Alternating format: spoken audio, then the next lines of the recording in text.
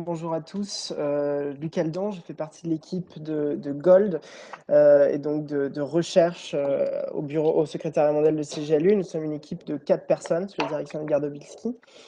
Les slides que vous allez voir sont des aides visuelles. On va surtout essayer de vous raconter comment se fait ce processus et comment vous pouvez y contribuer et les premiers résultats de ces 3 dernières années. Je passe la parole à Mathilde qui est à Barcelone pour qu'elle elle commence la présentation. Bonjour à tous, je crois que c'est Luc qui passera les présentations. Donc moi c'est Mathilde, je vais d'abord vous présenter un peu brièvement ce qu'est le forum politique de haut niveau et les mécanismes généraux qui existent avant de repasser la parole à Luc qui vous présentera plus spécifiquement ce que fait CGLU pour appuyer ce travail de suivi et de rapport au niveau mondial. Donc, qu'est-ce que le Forum politique de haut niveau? Peut-être que certains d'entre vous le savent, d'autres non. C'est un forum qui a lieu tous les ans, en juillet à New York, pour faire état des avancées, des défis, des progrès plus généralement des pays dans leur mise en œuvre et leur contribution aux objectifs de développement durable. Donc, chaque année, depuis 2016, certains États se réunissent pour évaluer leurs progrès afin de pouvoir évaluer ces différents objectifs. Différentes thématiques, différents cycles ont été créés qui permettent en fait de réunir à partir d'une thématique plus générale l'évaluation de différents objectifs spécifiques. Donc, en 2016, c'était surtout centré sur la perspective transversale de ne laisser personne pour compte. Mais pour les trois années que vous voyez affichées, 2017, 2018 et 2019, le focus a été fait sur certains aspects liés à certains objectifs. Et ce, dans le souci de pouvoir rendre un peu plus cohérent cette évaluation, en sachant que tous les objectifs sont universels, et donc avoir un peu cette approche-là, cette dimension plus transversale dans l'évaluation. Il faut rappeler aussi juste qu'en 2018, donc cette année, a eu lieu pour la première fois le forum des gouvernements locaux et régionaux qui s'est réuni donc à New York en juillet dernier.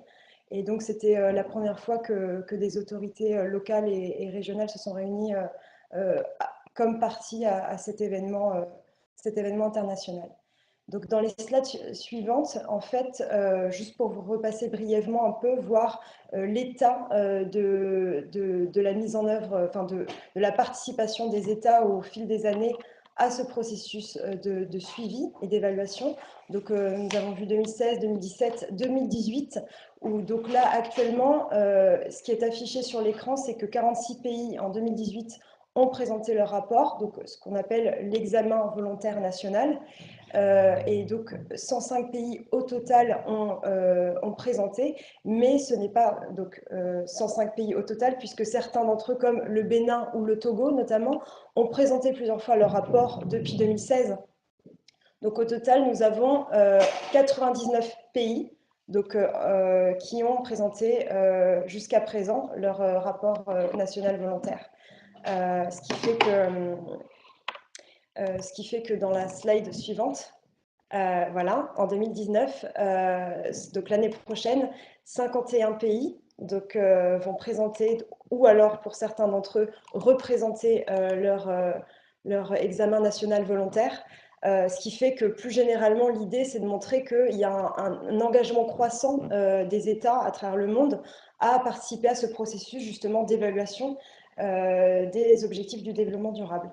Dans la slide suivante, un chiffre est marquant qui a été avancé par des institutions internationales qui dit que 65% des objectifs du développement durable et leurs cibles dépendent de l'implication des collectivités territoriales. Donc, qu'est-ce que ça veut dire ce chiffre, ce pourcentage?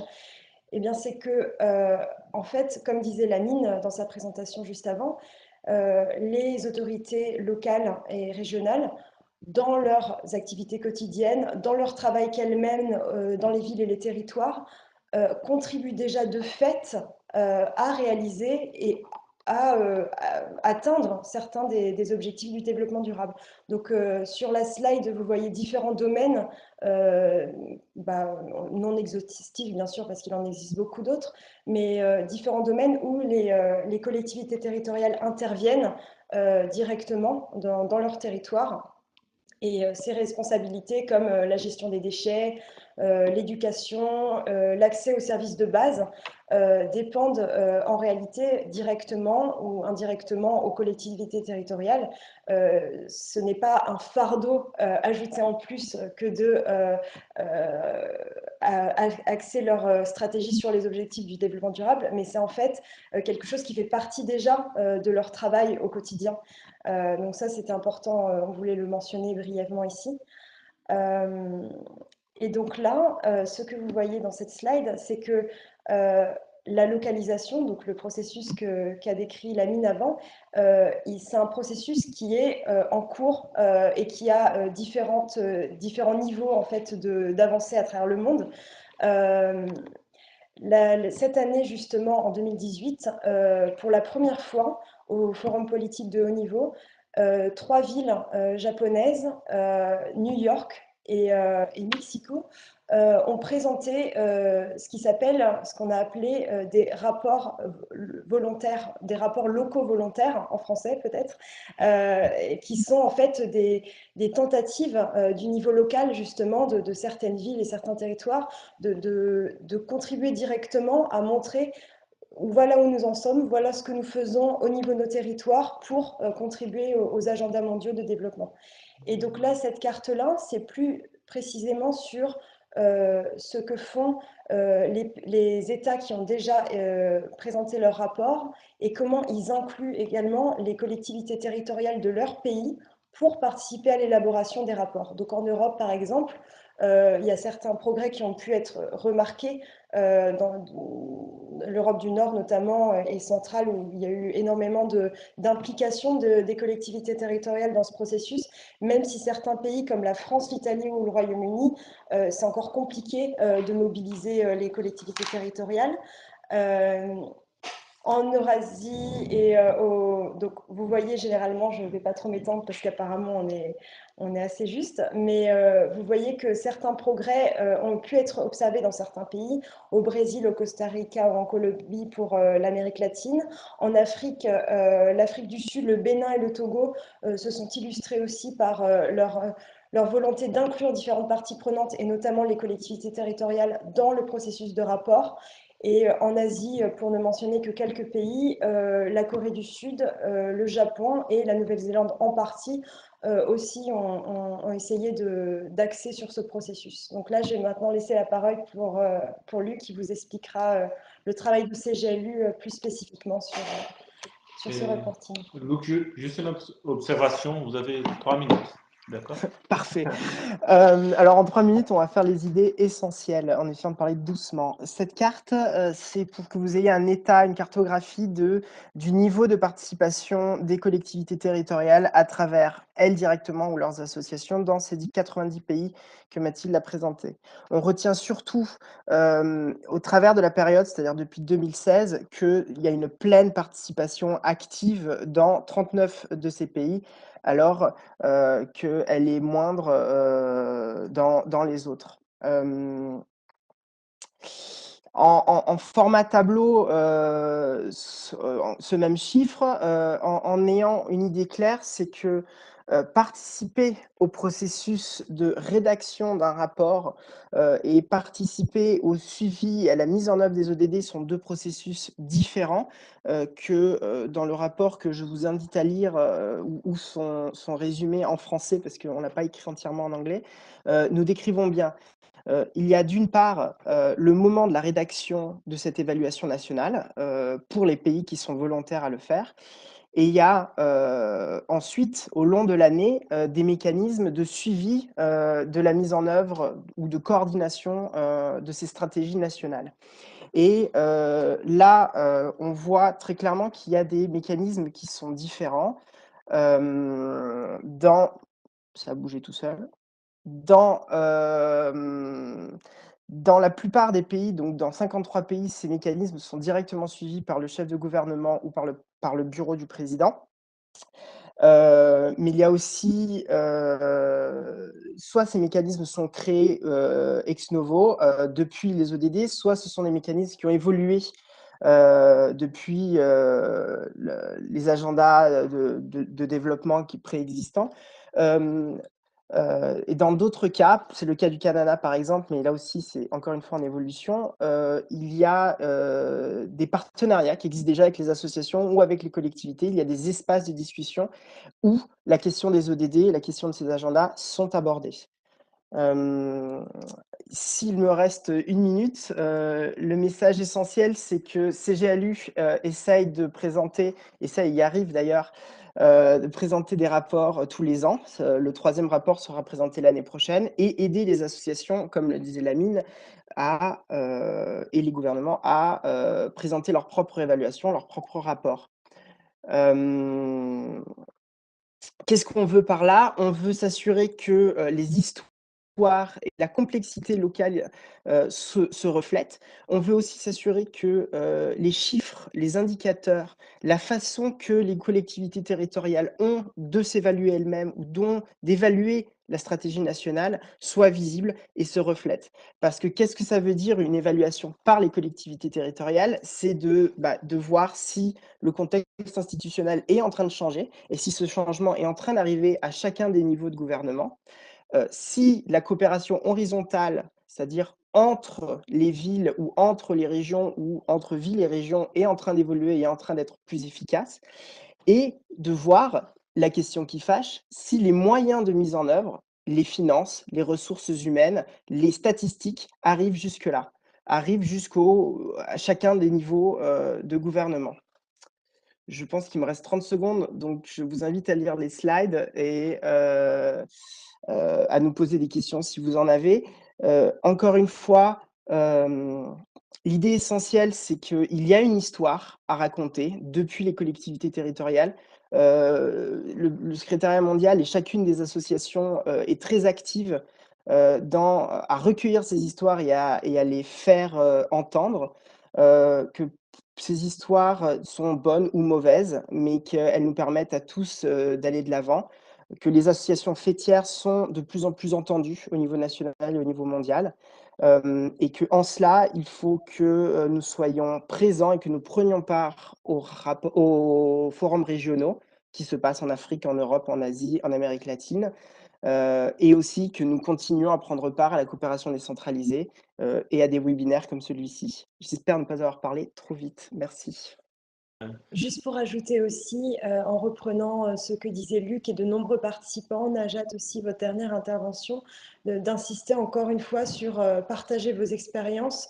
On n'en a peut-être pas suffisamment mis l'accent sur notre présentation Gold, mais en tout cas, c'est très important aussi pour nous, à travers la diffusion des questionnaires, à travers aussi vos retours, pour savoir un peu plus concrètement comment aussi vous pouvez participer dans ces processus de rapport. Et au-delà de ça, toutes les expériences mises en œuvre au niveau local, c'est très important aussi que nous puissions collecter toutes ces informations riches pour aussi enrichir notre travail au sein de l'organisation et aussi plus généralement avec CIB. Voilà, merci beaucoup. Merci. Quels sont les impacts des ODD dans l'Afrique de l'Est? Une question de Nour Farah.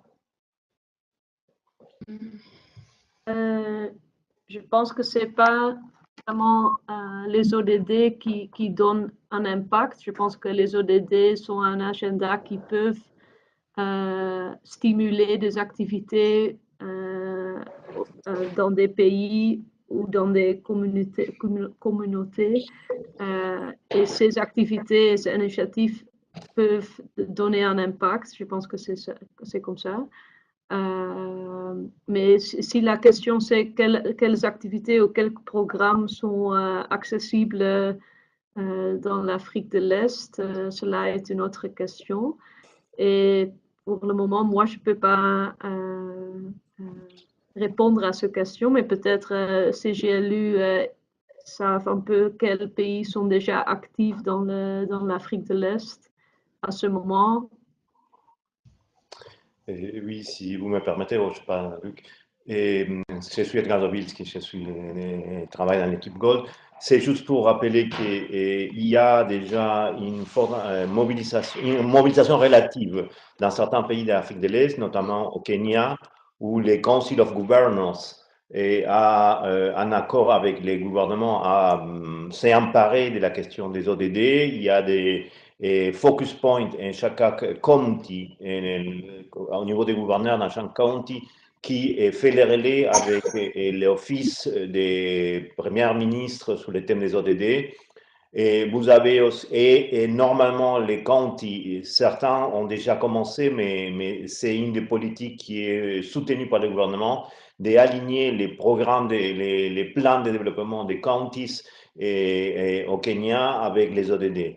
Au Rwanda aussi, il y a un fort appui de la part du gouvernement avec une collaboration avec les collectivités territoriales pour la mise en œuvre des ODD.